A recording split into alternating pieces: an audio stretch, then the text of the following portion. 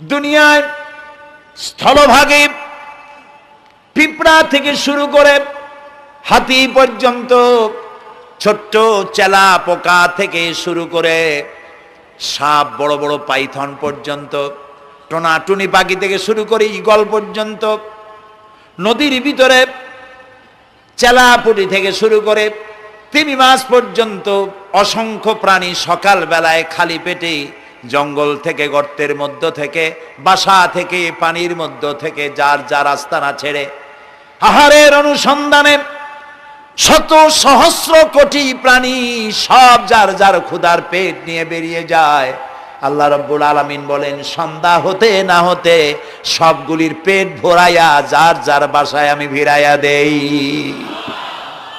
ইন্নাল্লাহা হুয়ার রাজ্জাকু যুল কুওয়াতিল মাতিন।